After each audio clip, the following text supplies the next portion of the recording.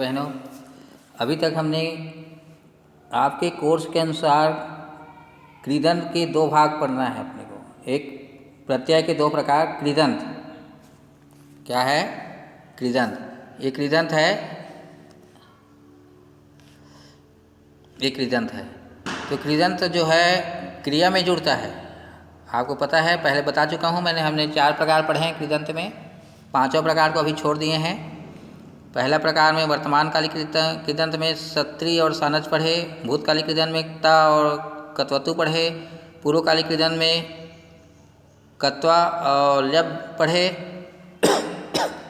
हेतु निमित्तार्थक उत्तरकालिक और तुमुन प्रत्यय जिसको बोलते हैं वो, उसमें हमने तुमुन के बारे में पढ़ा। विधिवाचक को अभी हमने छोड़ दिया है क्योंकि फिलहाल अभी उसकी आवश्यकता नहीं है, उसको बाद में पढ़ेंगे जब उसकी आवश्यकता होगी। तो उसके बाद अब हम पढ़ेंगे तद्धित। क्या पढ़ेंगे? तद्धित। तो तद्धित में आपको पता होगा, तद्धित में जो पता होगा कि ये जो तद्धित है वो विशेषण या फिर संज्ञा में जुड़ता है। ध्यान रखना, संज्ञा यानी नाम। नाम वस्तु का हो सकता है, स्थान का हो सकता है, या फिर किसी व्यक्ति का भी या समूह का हो सकता है।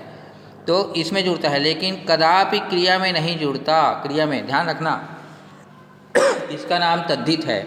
कृदंत क्रिया में जुड़ता है और तद्धित किस में जुड़ता है? विशेषण, संज्ञा या नाम में। आप बिल्कुल नोट कर लीजिए, कापी लेके बैठिए, पेन लेके बैठिए। हमको 6 प्रकार पढ़ना है।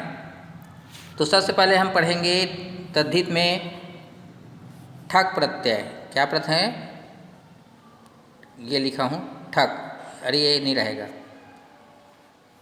ठक प्रत्यय, ठक, ठठेरा के ठा और का में हलंत, ठक प्रत्यय। तो ठक प्रत्यय में देखिए, अब बहुत सरल है, लिंग के अनुसार बदलता है इसका स्वरूप। जैसे बालकः, नदी और फलम, इसी अनुसार नपुंसक लिंग में फलम टाइप के बनेगा, स्त्रीलिंग में नदी के समान बनेगा और पुल्लिंग में बालकः के समान बनेगा। जोड़ना हमको एक ही है। जैसे वेद में ठग जोड़ेंगे तो वैदिकः होगा, स्त्रीलिंग में पुल्लिंग में वैदिका होगा, स्त्रीलिंग में वैदिकी होगा, नपुंसक लिंग में वैदिकम। चलिए, लोक में ठग जोड़ेंगे तो इक, आपको पहले बता चुका हूँ, ठग में ठग से इक बनता है। ठग से क्या बनता है? इक, और कुछ नहीं करना है, ठीक है। लोक में ठग जोड़ेंगे तो लौकिकः, स्त्रीलिंग में लौकिकी, नपुंसक लिंग में लौकिकम। लौकिकम समझ में नहीं आ रहा? देख लीजिए, अच्छे से बढ़ा के देखना, मैं बढ़ा भी देता हूँ। ये देखो लौकिकम लिखा है। चलिए अगला, न्याय में ठग जोड़ेंगे तो न्यायिकः, पुल्लिंग में न्यायिकी स्त्रीलिंग में बनेगा और नपुंसक लिंग में न्यायिकम। आपको पुल्लिंग, स्त्रीलिंग, नपुंसक लिंग में कोई भी दिया रहेगा तो आपको जोड़ना सिर्फ ठक है, घबराना नहीं है। अगला, साहित्य में ठग जोड़ेंगे तो साहित्यिकः पुल्लिंग में और नपुंसक लिंग में साहित्यिकी और नपुंसक लिंग में साहित्यिकम। पुराण में ठग जोड़ेंगे तो पौराणिकः, स्त्रीलिंग में क्या होगा? पौराणिकी, नपुंसक लिंग में पौराणिकम। कोई भी जोड़े, आपको ठग से काम है, ठीक है। ठग से इक, ठग से लगेगा तो हम इक बोलते हैं, तो ठग से इक। आपको अच्छा ये टेक्निक पॉइंट से याद हो जाएगा। चलो अगला, समाज में हम ठग जोड़ेंगे तो क्या बनेगा? सामाजिकः, स्त्रीलिंग में सामाजिकी, नपुंसक लिंग में सामाजिकम, सामाजिकम। इसमें समाज में देखो, यहाँ पर आ की मात्रा नहीं है तो आपको समाज ही ये सही है, लेकिन यहाँ जोड़ने के बाद आपको आ की मात्रा डालना पड़ेगा। सामाजिकः, सामाजिकी, सामाजिकम, ऐसा रहता है।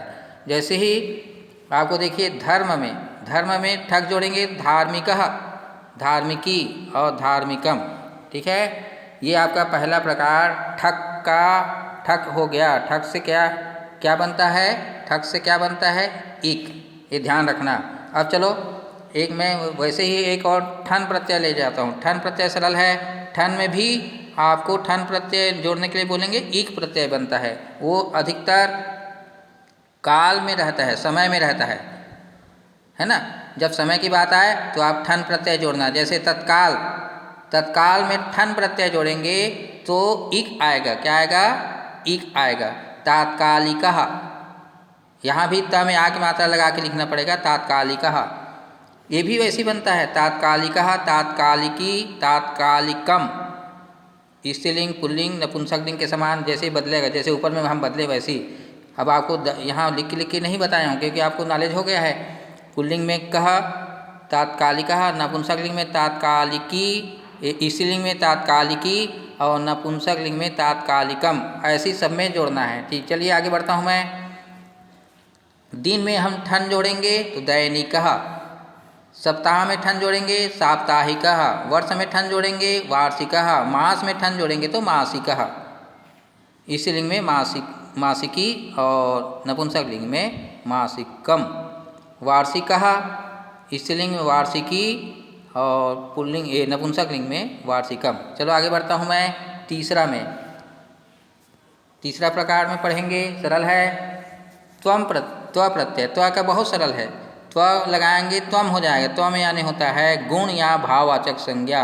अब ये केवल नपुंसक लिंग में ही होता है, आपके लिए और सरल हो गया है। देखो यहाँ पुल्लिंग का झंझट नहीं है और स्त्रीलिंग का भी झंझट नहीं है, आपको सीधा सीधा नपुंसक लिंग में ही जोड़ना है। देखो त्वम त्वम त्वम अम। पशुधन त्वा, पशुत्वम, पशु होने का गुण। गुरुधन त्वा, गुरुत्वम। मैं यहाँ माँ लिखना भूल गया हूँ, आप लिख लीजिएगा माँ, ये देखो लिख रहा हूँ, है ना। गुरुत्वम, गुरु होने का गुण। पुंसधन त्वा, पुंसत्वम, पौरुष होने का गुण। महाधन त्वा, महत्वम, महान होने का गुण। अपन धन त्वा, अपनत्वम, अपनापन होने का गुण। गहन धन त्वा, गहनत्वम, गहरा होने का गुण। देवधन त्वा, देवता होने का गुण। ये आपका उष्णधन त्वम, उष्णत्वम, गर्म होने का भाव, गर्म होने का गुण। मातृधन त्वा, मातृत्वम, मातृ होने का गुण, माता होने का गुण। तो ये आपका त्वा त्वम हो गए, तीसरा प्रकार है। ठीक है।